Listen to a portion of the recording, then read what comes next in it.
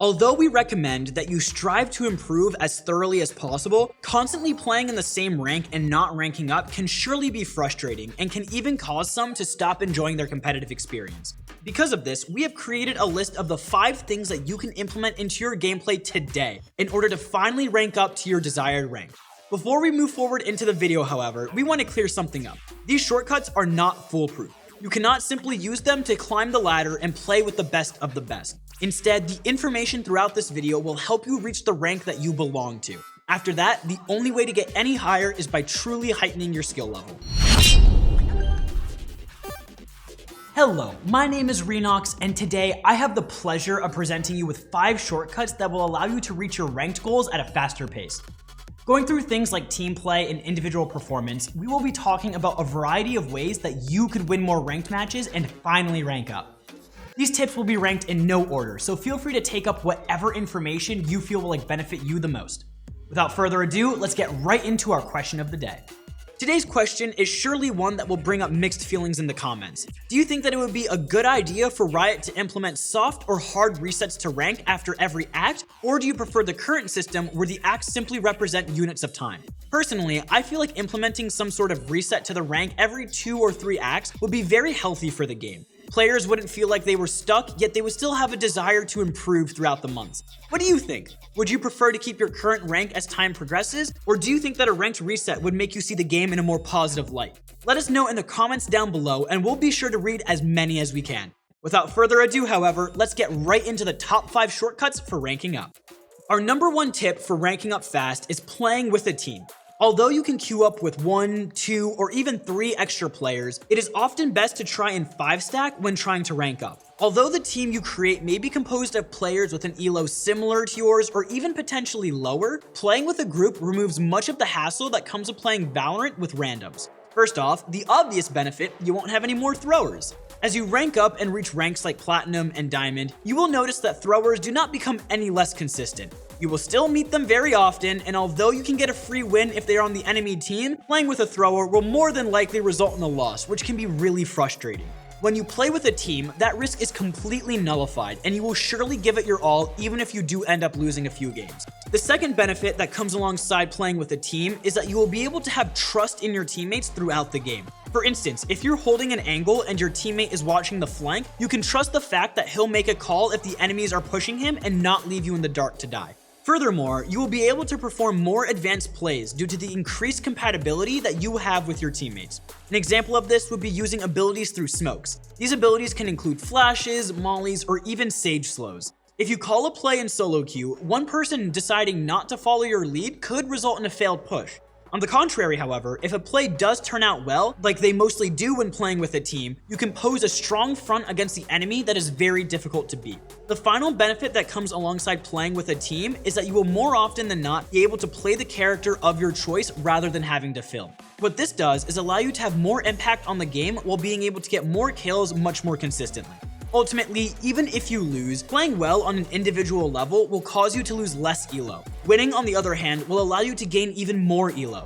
This constant loop of losing a little and winning a lot will place you in a really good state on the ladder. Furthermore, whether you play with a team or are forced to play alone, another shortcut towards ranking up fast is choosing the right agent.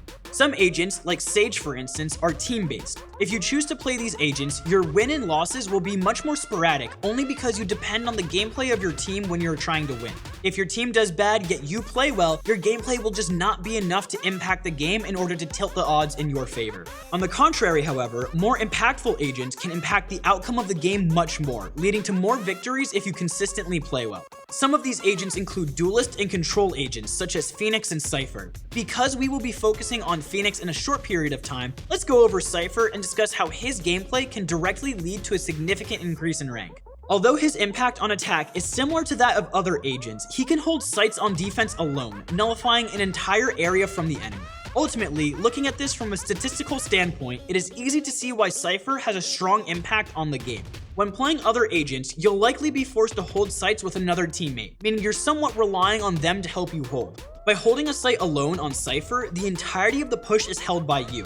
If you master the ability to hold certain sites, you will be able to get 1 or 2 kills nearly every push that the enemy makes onto your site, allowing you to win rounds much easier. Cypher isn't the only control agent that heightens your ability to carry a game, however. Killjoy, for instance, is able to ensure a win very consistently in post-spike plant situations on attack due to all of her crowd control abilities. Ultimately, the main thing you should be looking for in an agent is their ability to perform plays on their own that can ensure round wins. When you find an agent that you're comfortable with and can do this, try to main them as you climb higher.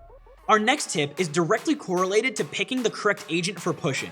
This is because we'll be talking about specific solo plays that you can perform in order to further increase your ability to impact a game. Although this tip is similar to the last one, this section of the video will be less devoted towards specific agents and more catered towards presenting you with examples regarding plays that you can perform on your own. For the purpose of this video, although no one agent is necessary to make these plays, let's just assume you're playing Phoenix. What we mean specifically by performing solo plays isn't necessarily playing by yourself. Instead, we mean taking matters into your own hands regarding the outcome of the game while still playing based off your team. Let me explain. Let's say you are holding A on Ascent and your team spots all 5 players on B. In this case, because you are playing a duelist, Phoenix, you are able to initiate a flank. If performed correctly, you should be able to reach the backside of the enemy before they have enough time to push onto site. By doing so, you will sandwich the enemy and be able to get a free kill or 2. This will significantly impact the round and most likely lead to a victory.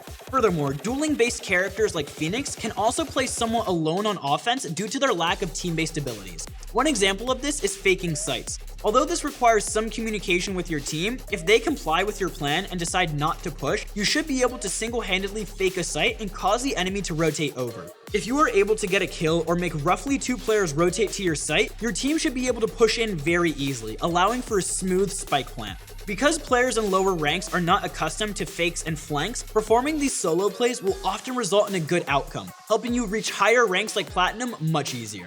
Moving forward from performing your own plays, because doing this will reduce the surprise element, you will also have to learn how to play with your team even if you're not queued with them. More specifically, you should focus on understanding how to enable your teammates to play their roles by playing your own role well. Let's give an example. Let's say you are playing an agent with smokes, like Brimstone or Omen on attack. By placing your smokes down in the right location at the right time, other agents on your team, like Sage for instance, should be able to push in and place their wall down very easily, allowing for a strong push onto a site. On the contrary, however, if you don't place the smokes correctly, or at all, your team will have to push into a much more vulnerable state, which could often lead to the death of a teammate that simply could have been avoided. A more common example of this is refusing to entry frag. Because many players feel like it makes them vulnerable when pushing in first, they often decide to bait their teammates, even while playing a duelist. Although this could lead to them ending with more kills and less deaths, they force teammates without the proper abilities to push in first, which could cause them to also die without a proper cause. Because Valorant is unarguably a team game, even though we may not always like the teams we're placed on, it's important to try your best to help your team as much as you can throughout your matches. By tilting or refusing to be a team player, you could significantly reduce your ability to win games. So much so, you could stall your progress throughout ranked for weeks or even months at a time. Because this is such a complicated topic, you can visit ProGuides.com for further assistance. You can take one-on-one sessions with pro players to analyze your gameplay, or even use our new VOD review feature for the smoothest experience, where you can submit a game and our pros will return a fully analyzed video in less than a day. The last and final method of ranking up quickly is mastering post-spike plants. Believe it or not, misplays in this area of the game are the most common and can lead to game losses if performed consistently. There are 2 major post-spike plant situations that you need to be ready for. First off, team-based plays. This scenario is played out when you have several people alive on your team once the spike is planted. This is the most common situation, so learning how to play off your teammates is crucial. For example, if your teammate is holding an area, you have to trust their ability to hold it and watch something else. Even if you think that the enemy is coming from that direction, if you are outnumbered, you should never watch the same location as someone else because this could lead to you being vulnerable in another location. In another instance, if you're holding alone, you should never hold on site. Plant in an area that's more out in the open and sit outside of sight. Wait for the spike defusal sound and then push. Ultimately, although this is somewhat predictable, it is very common only because it works. If you don't do this, you are likely to get overwhelmed by enemy group pushes and end up dying. If you hold outside of sight, however, you can choose when to take your fights and when to hold back. In the worst case, you can get away with a weapon rather than dying, which is still a better outcome than being vulnerable on site. Although ranking up can seem hard, minimizing the risk of bad team play in addition to enhancing the ability of your own plays can surely help you rank up much faster than you currently are. We hope that the information presented in this video helps you, and with this allows you to reach your goals. As you implement more and more of the tactics into your gameplay, we hope that you can sense the improvement with every game. With that said, good luck, stay safe, and I wish you all great games.